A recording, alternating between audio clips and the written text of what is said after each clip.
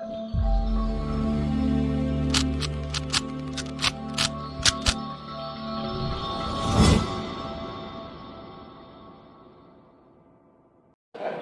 incrível que vocês estão presenciando aqui, sabe por quê?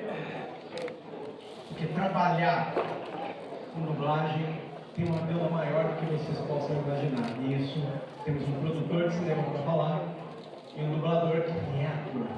Tá? Então, Marcos Jardim, queria começar contigo aqui perguntando como é que foi os seus primeiros trabalhos de dublagem que te marcaram. É sempre legal o pessoal lembrar, né?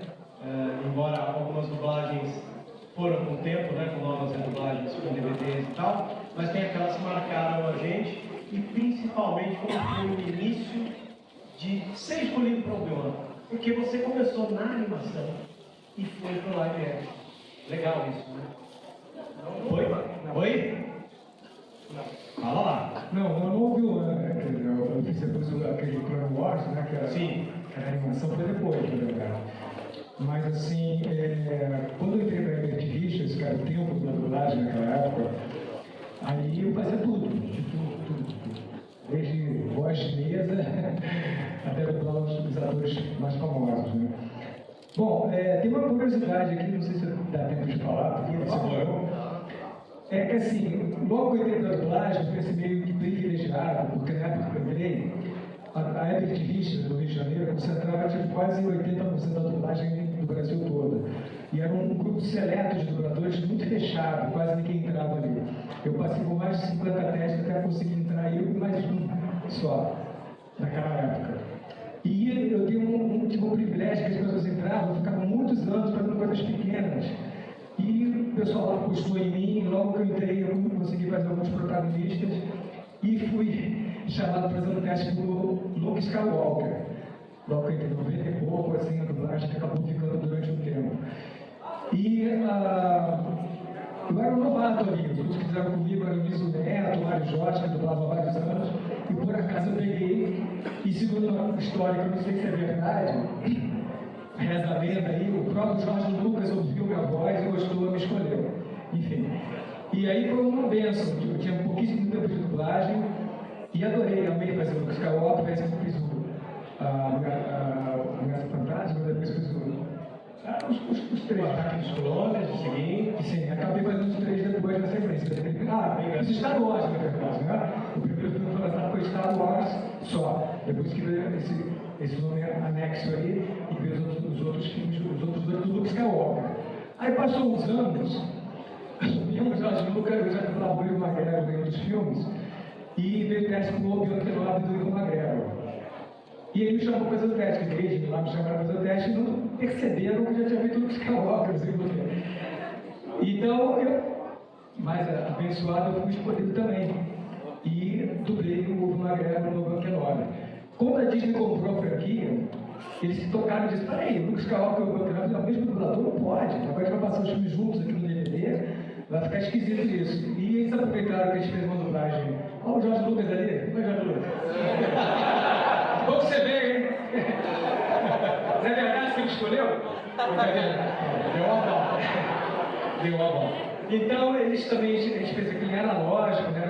Até a dublagem passou por vários processos, né?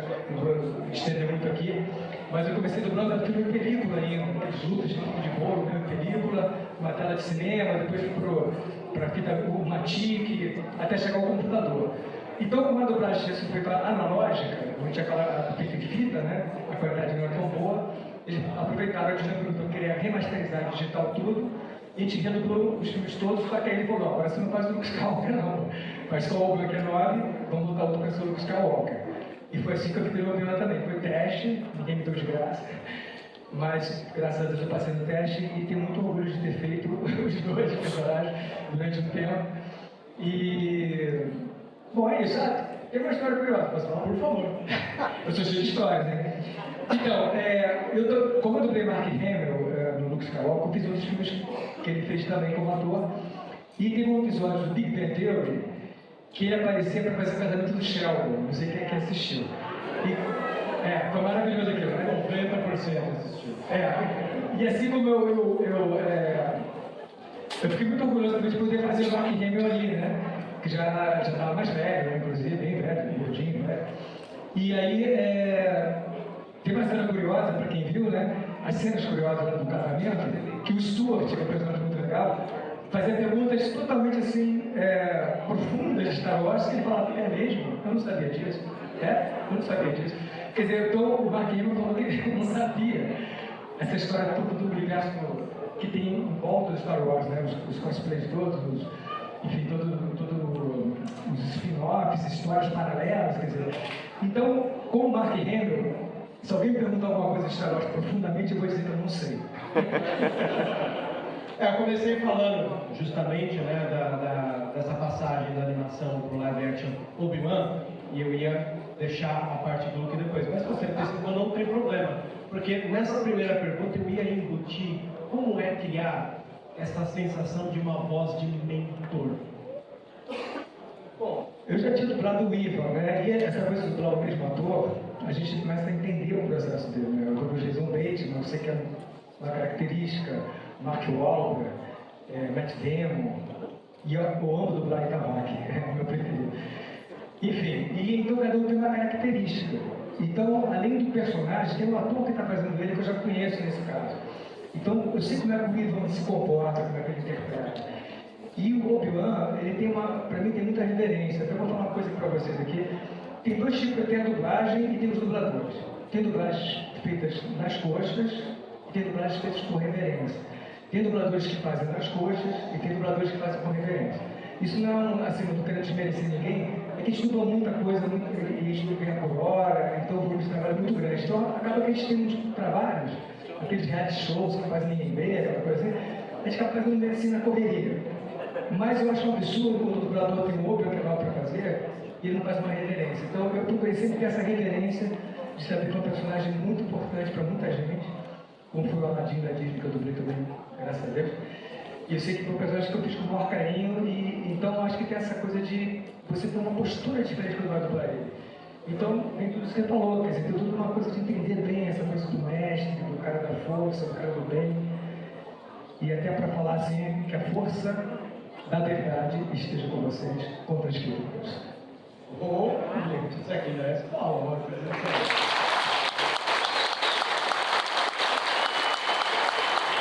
Então, Cícero, como é para você, como produtor, entender que tal dublador tem aquela voz característica que traz o semblante do ator que a gente está assistindo na memória das pessoas? Rapaz, pergunta difícil. Boa tarde para todos aí. Eu estou, antes de mais nada, como fã de Star Wars. Estou mais aqui de Salash Scrum aqui. Eu sou meio aquele bichinho aqui que está rindo aqui na escola. Eu vou te falar assim, minha experiência com dublagem.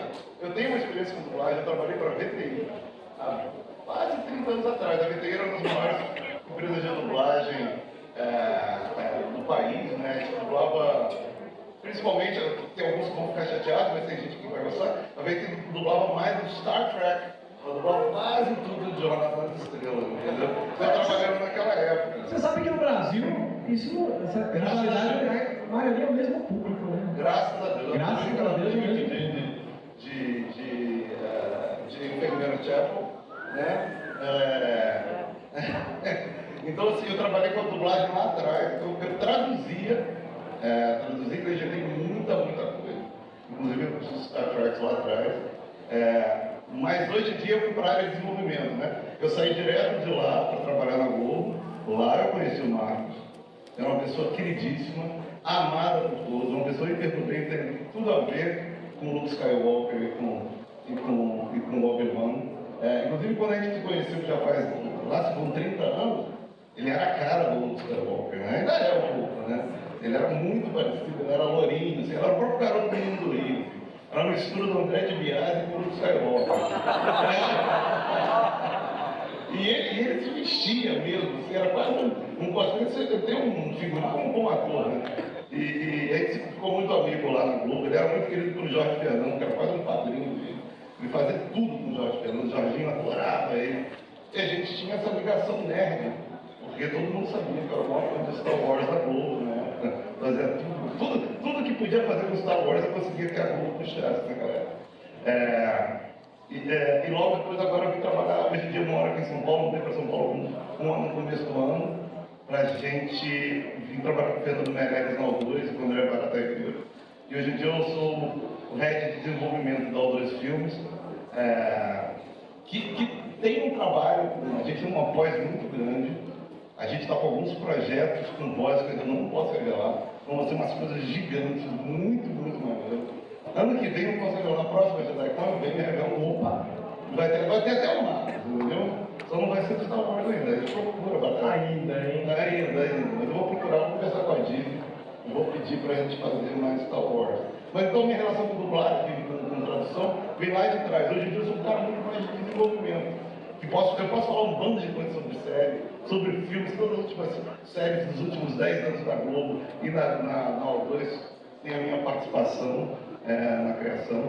Então, assim, eu sou mais envolvido com a parte dos bastidores na frente das câmeras. Mas vou voltar a trabalhar com áudio em breve, o Marcos vai trabalhar comigo.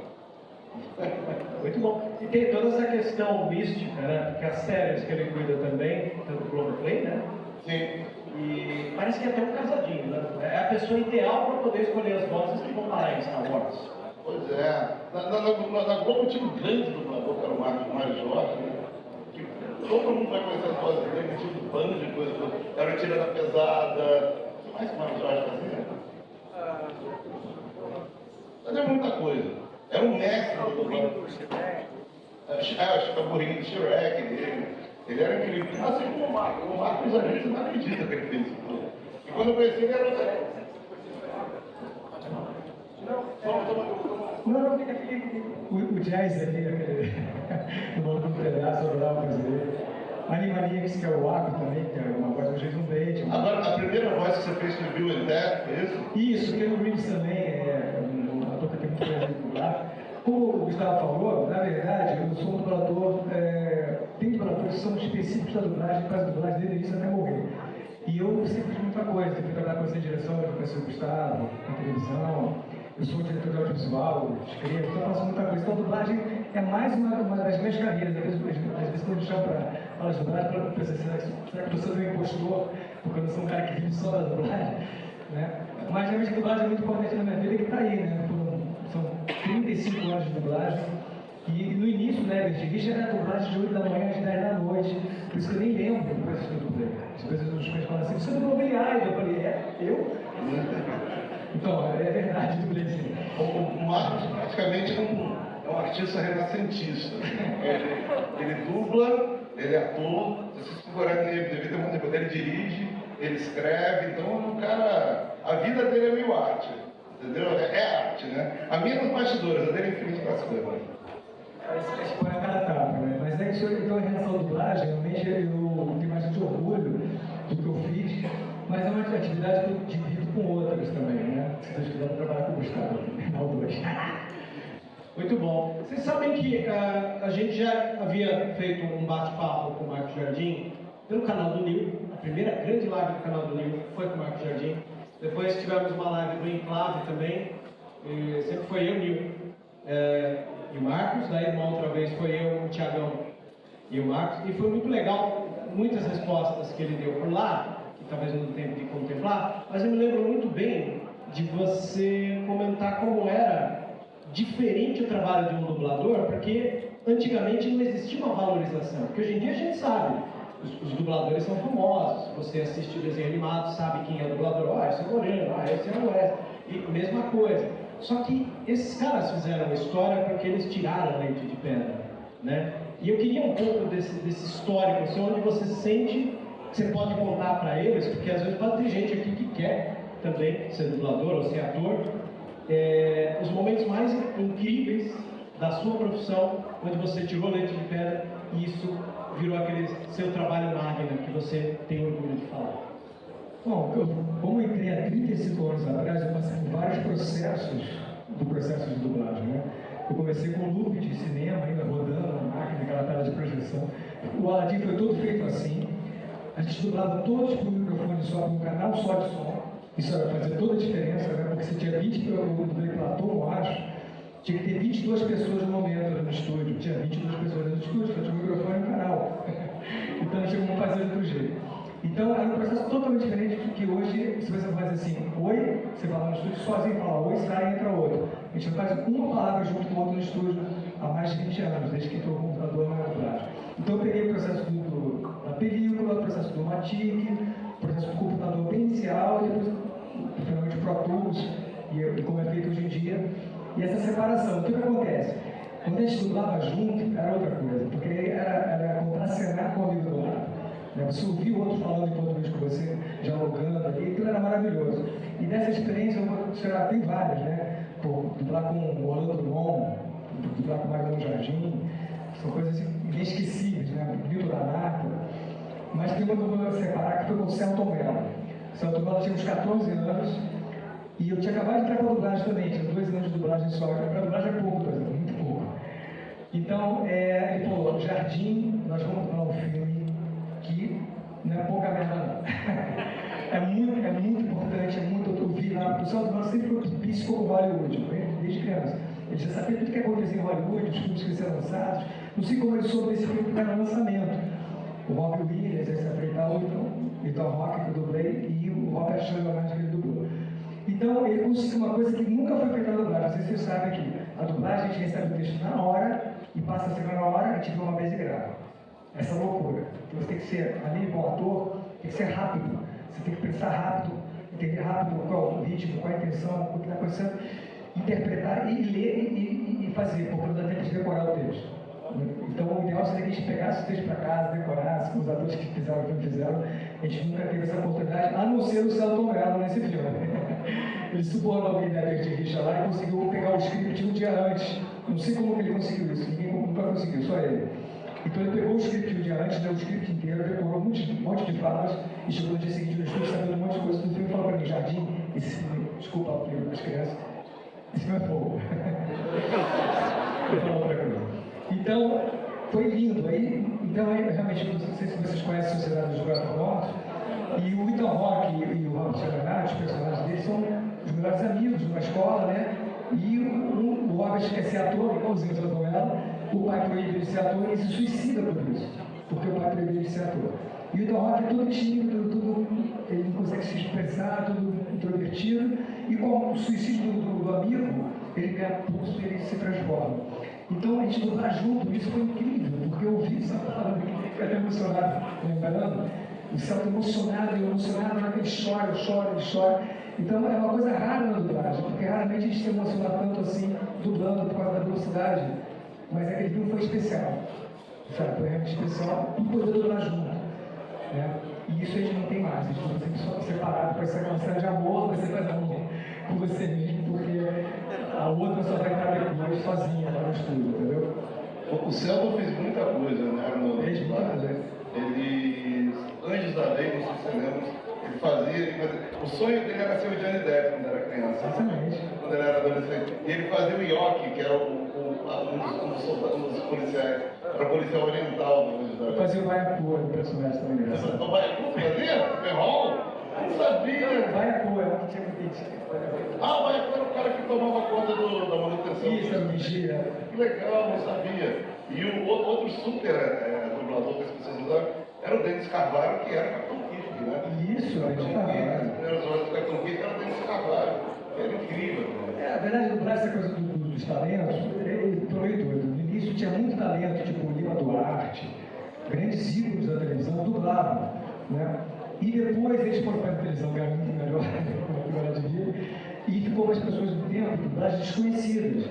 Alguns ainda tinham feito televisão, mas pararam de fazer, etc. E depois voltou a ter uma valorização dos atores de dublagem, mas não atores que fazem televisão ou cinema, mas por si só, como Guilherme Briggs, Mauro Ramos, pessoas que só fazem dublagem, mas se tornaram famosos fazendo dublagem. Mas ela tem um prestígio, um respeito. Acho que a internet ajudou muito nisso, a rede social, né? Divulgar o trabalho, mostrar a cara dos dubladores, né? E eu não participei muito disso, porque essa época eu estava totalmente envolvido com a TV Globo. E essa época o pessoal se botou mais a cara ali de dublagem, entendeu? Aí realmente passou a ter um respeito, um prestígio, porque realmente a dublagem bem feita no Brasil, ela é muito bem feita. Eu posso falar que é muito bem feita. Uma das melhores do mundo, segundo a Disney. Não, segundo o bando, Stanley Kubrick falou que a dublagem é melhor, um bando de gente. Agora, se fazer uma pergunta de fã, que eu não sei, eu não perguntei pra ele. Assim, como é que ele te recebe no dia e tal, você grava com muita antecedência as horas. Como é que é guardar o segredo? Porque, pô, você assistiu o Obi-Wan antes de todo mundo, muito antes. Tem já assinaram contratos de sigilo, você não pode entrar com o celular no estúdio, realmente tem tudo ainda mais as coisas que vão ser lançadas, né? Assim, grandes, né? Tem muito sigilo que a gente faz. Então o Obi-Wan não podia nem falar. Eu fiz uma live com ele, né? Dá pra lançar a série, eu falei, eu não posso falar nada. Como é que é? Não posso falar.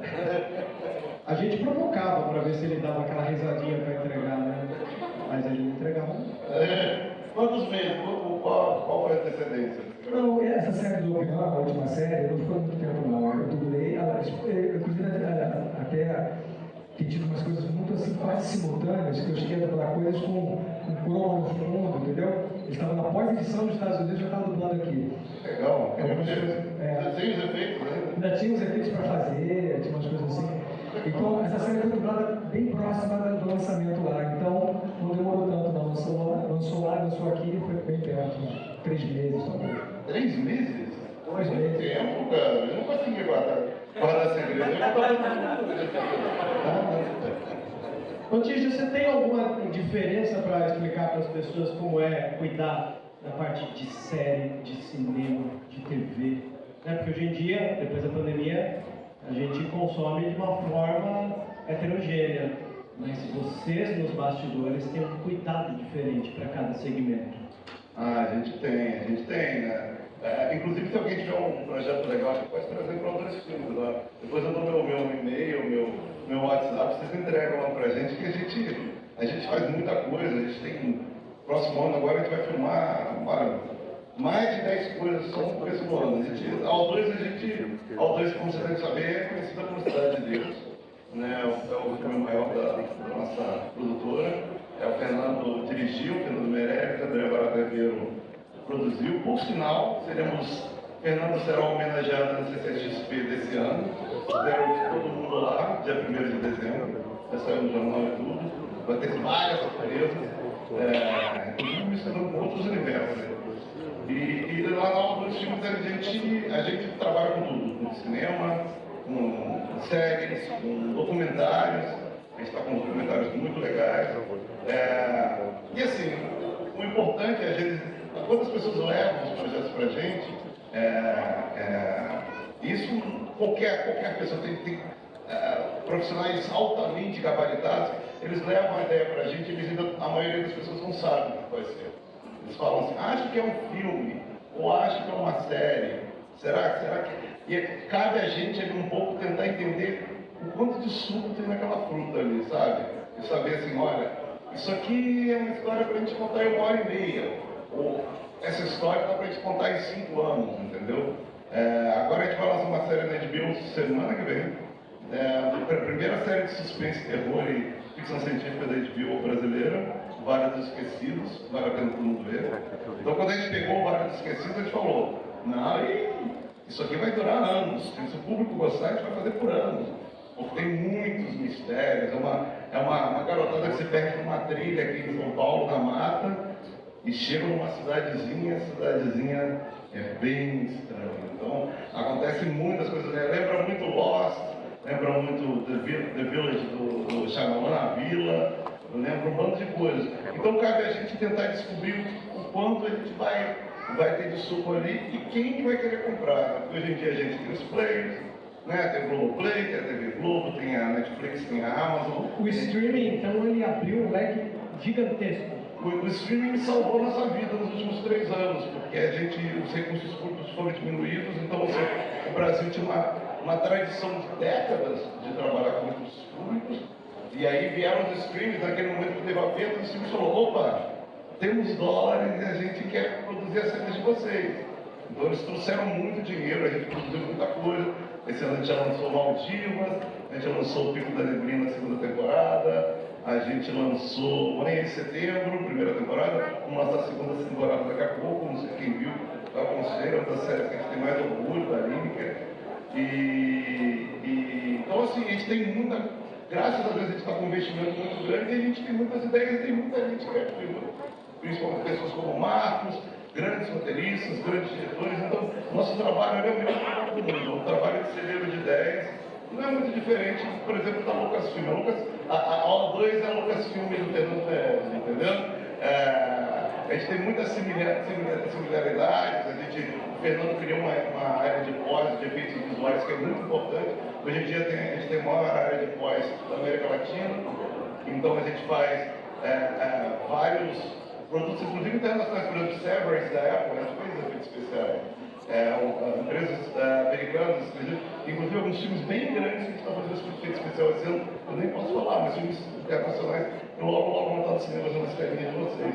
Então nós somos muito semelhantes. O Fernando é tão gente boa, incrível e genial. Quando o Jorge Lucas, eu nunca encontrei o Jorge Lucas, quase encontrei com ele 2 vezes. O Mark Hamill eu encontrei uma vez, quase caí no chão, foi no South by Southwest, logo antes da pandemia, estava ele e o Ryan Johnson lançando o Last Jedi, e o Last Jedi não, foi o segundo. Eles estavam lançando. Exatamente. E os dois fizeram uma palestra, era só o Ryan Johnson e o Mark Hamill entrou de surpresa. Ah, vou chamar um amigo meu que está aqui no palco, está na plateia, Mark Hamill. Aí, pô, eu estava pertinho, quase desmaiei. Foi uma palestra incrível, não sei se tem no YouTube, se tiver, procure. E aí o Ryan Johnson fala, fala um pouco do nosso look. Aí eu falo com o Mark Hamill e falo assim, nosso look não, esse look desse filme é o seu. O meu look é outro. Então vale muito a pena ver essa palestra, acho que tem no YouTube. O South by Southwest alguns anos atrás. Guardaram o nome, né? Qualquer coisa depois a gente coloca. Vamos abrir para pergunta. Vamos lá? Ó, pediu contato, hein? Minha mulher tá falando que eu tô casado,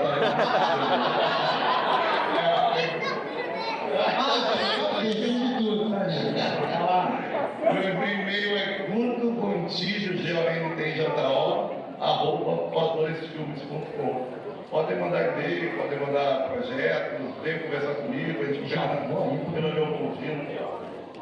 Eu quero só ressaltar para vocês que a O2, Fernando e City of God, né, a Cidade de Deus, vocês têm que guardar com orgulho que foi o filme que peitou o Retorno do Rei. Vocês têm ideia disso? É um dado importante para vocês levarem. Temos alguém fazendo pergunta aí? Peraí, já foi? Vamos lá. Vou atrapalhar vocês aqui para ouvir a sessão de perguntas.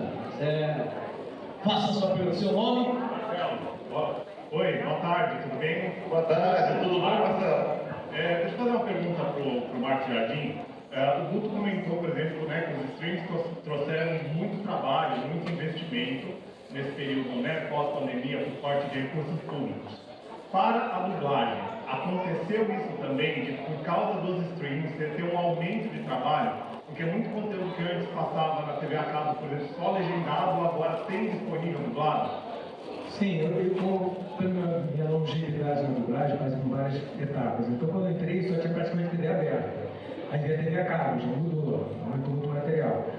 Aí, até chegar, aí veio a locadora. As pessoas dublavam para a locadora, devia ser filmes que não eram dublados para televisão, mas eram dublados só para locação.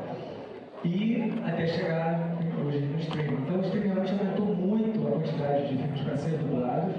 E a dublagem tem uma coisa também, a dublagem ela não é só para quem gosta de filme dublado. A dublagem tem uma função social, não sei se vocês sabem. Por isso que quando tem aquela legenda, aparece uma imagem, aquela plaquinha escrito hospital, em inglês é hospital, exatamente na mesma grafia. Aí você fala, por que tem um cara falando hospital?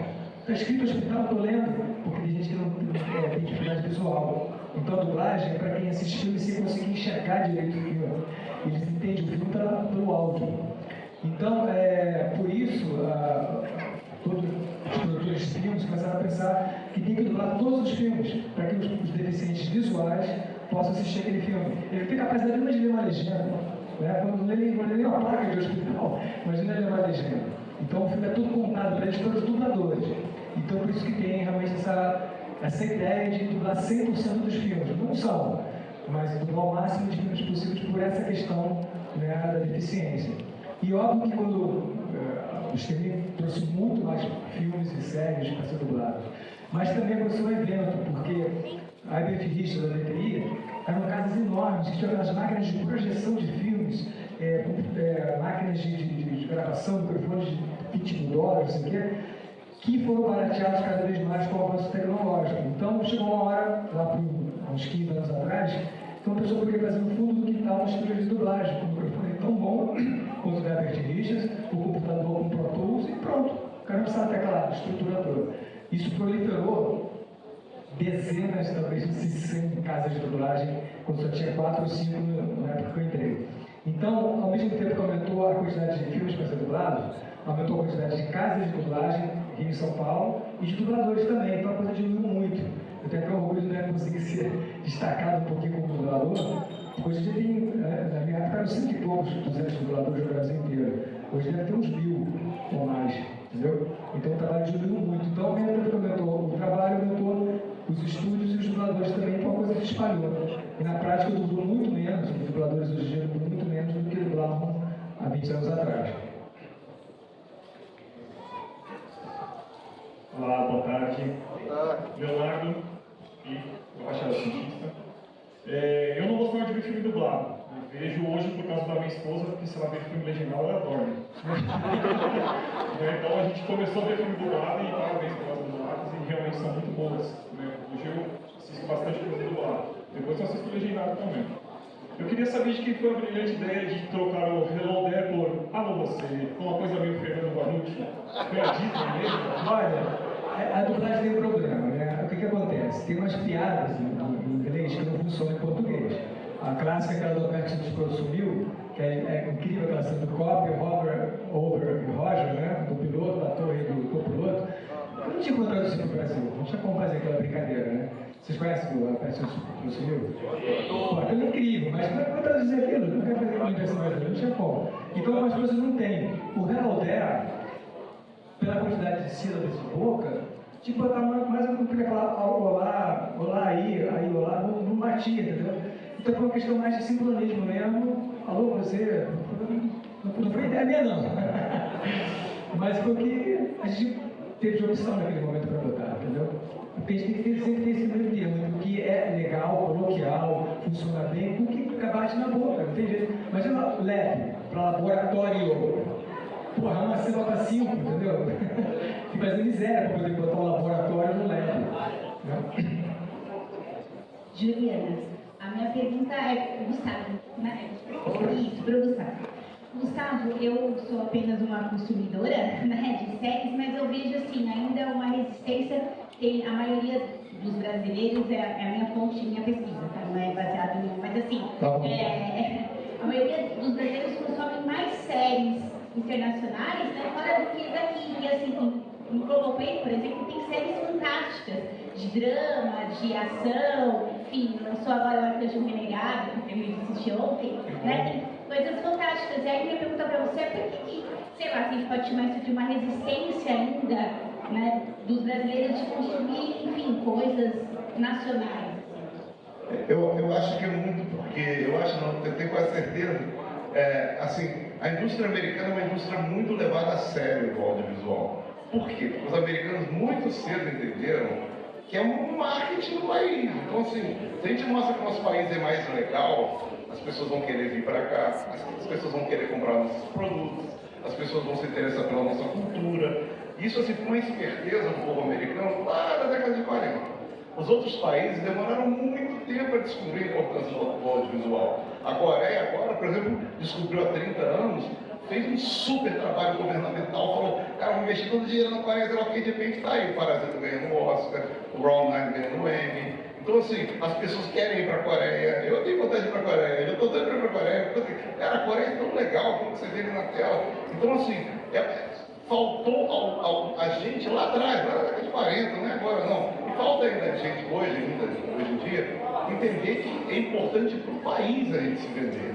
Para os outros países a gente vai ser mais legal se a gente mostrar como a nossa cultura é mais legal, como o nosso país é muito mais bonito, como o nosso pessoal é educado, como a gente aqui tem sol, a gente não tem catástrofe. Se a gente conseguisse vender isso para o mundo, a gente ia atrair mais interesse para o mundo. Então a gente demorou muito a entrar no indústria do audiovisual. Então o nosso público já está aculturado a gostar que é americano do que é inglês, por exemplo. A Inglaterra aprendeu isso logo depois.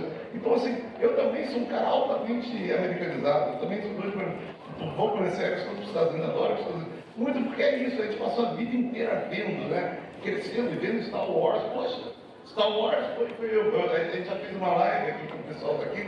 Falei, cara, eu tinha 5 anos, eu fui no cinema ver Star Wars, eu falei, é isso que eu quero fazer pro resto da minha vida. A minha tia me levou no colo para ver a Nova Esperança.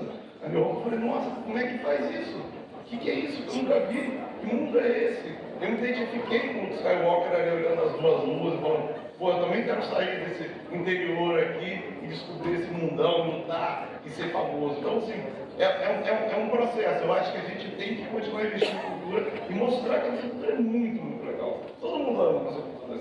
Mas a gente tem que mostrar para o resto de todo mundo. E mostrando para o resto do mundo, a gente vai ter mais dinheiro, a gente vai fazer filmes incríveis. A gente já está fazendo, tem filmes maravilhosos, mas a gente pode ser mais, a gente pode ser muito mais.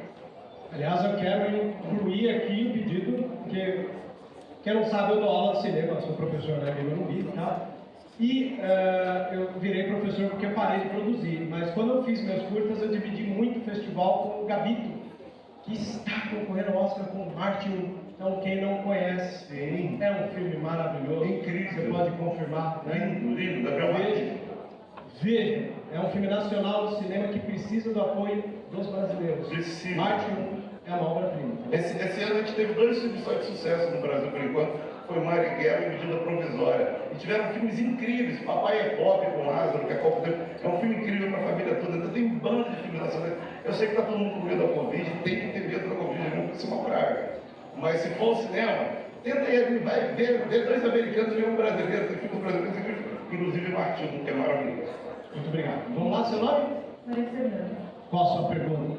É pro Marcos. Por mais que eu goste muito de dublagem, da área de filmes, eu nunca entendi muito bem como isso funciona. Em filmes musicais, a parte da música, a parte cantada também fica pelos dubladores ou é outra pessoa que canta? Bom, isso teve uma variação com o tempo, né? Quando eu entrei, tinha um grupo, até na época tinha um grupo só de cantores, que fazia todas as partes cantadas. Quando eu fui dublar Aladdin, eu também sou roqueiro, também já cantava, mas eles me acharam muito roqueiro.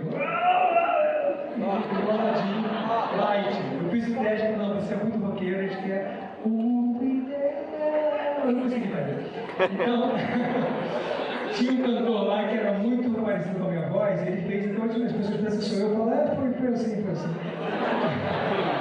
Tô brincando, eu falo que não fui eu. Mas eu fiquei muito frustrado porque eu era cantor, falei, pô, eu sou cantor, fiz musical para escola online, pô, eu vou cantar meu filme? Não, você é roqueiro, então não ajuda.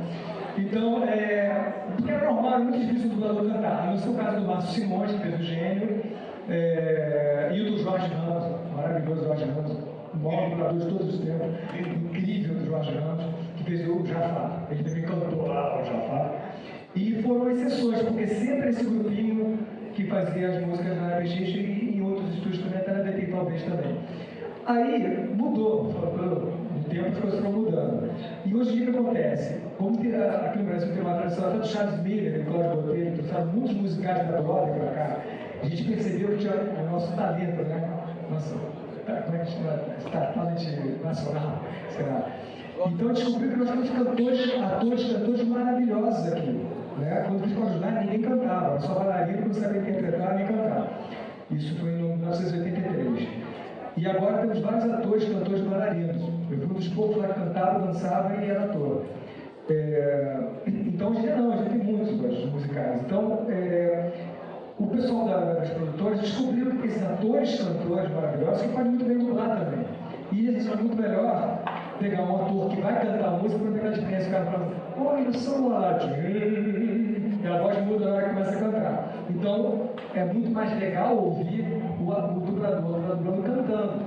E hoje em dia a gente tem gente muito boa que faz isso. Foi o caso do Aladdin Live Action, e milhões que foi perguntado, tem que ser você, falei, gente, é Live Action, outra coisa. Não sou eu que escolhi isso, eu adoraria fazer. E eu tive chapéu pro cara que fez na cena aqui de São Paulo, eu acho. Eu não conheço ele, dublador, produtor e cantor. Ele foi excelente, eu achei maravilhosa a dublagem dele e canta pra caramba, entendeu? Naquele Aladdin que eles queriam. Então hoje acontece isso, hoje tem muitos atores, aquela também da Bela Fera, tem uma dubladora Emma Stone, Emma Stone ou Emma Watson? Emma Watson. Tem a dubladora dela, né, que dublava ela desde o Harry Potter. Quando veio ela, cara, você que vai dublar não, porque foi a cantora. Também muito bem dublado e cantando linda, aquela voz Broadway, né? Os caras cantam igual a Broadway. Né? Então, hoje tem sido assim, os cantores dublam, inverteu a história, entendeu? E alguns atores naquela época cantavam. O Mauro Ramos canta, o Márcio Simões canta mais ou menos, o Jorge Ramos cantava. A Marisa Leal canta muito bem também, dubladora da Pequena Sereia, excelente cantora. Os Animaniacs ali, a gente fazia todas as canções, graças a Deus. Era eu, Clécio Souto e Marisa Leal. Tudo que foi cantado, todo o episódio do Animaniacs tinha uma canção ou mais de uma canção, não sei se vocês viram. Eles sempre dublavam, um minuto. Princesa Leia vai. Essa última pergunta Tem aqui, tem uma ali que estão desesperados. Poxa, gente, vocês vão conseguir falar com eles depois que eles vão Depois eles permanecer aqui. Lamento muito, mas estamos aqui para a última pergunta. Seu nome? Meu nome é Giovanni. Por conta dos RPGs de mesa e por jogos dos amigos, eu comecei a desenvolver interesse por dublar personagens. Que um personagem que eu faço não pode ser igual ao outro. Um é tímido, o outro é mais grave. Como eu entro nesse mundo? Como eu entro no mundo da dublagem? Eu estou te falando, a questão de abrir muitas casas de dublagem confundiu um pouco isso. Então, alguns dubladores que conseguiram se destacar tem pouco tempo, né? Eles conseguiram se preservar um pouquinho de ter ser reconhecido, ser chamado, porque já dublavam um ator há muito tempo, sei o quê.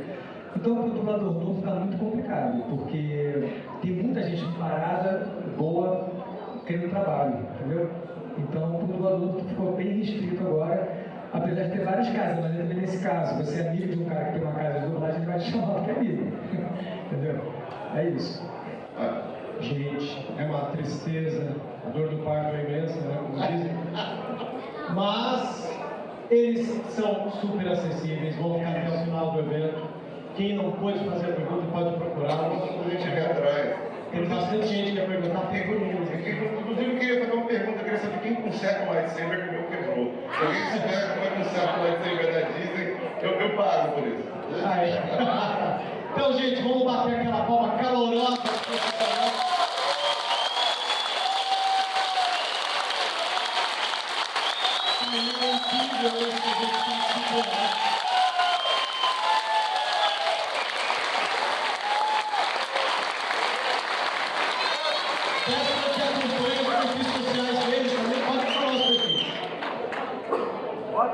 Os perfis sociais de vocês para eles seguirem. Marcos com U, Jardim com Y. Montijo? Aí é Guto GMGA. GUTO, GMGA e Guto Montijo, @valdoresfrios.com, pode me escrever. Pegou aí, né? Tá certo, não é? Eu tô olhando pra lá, gente.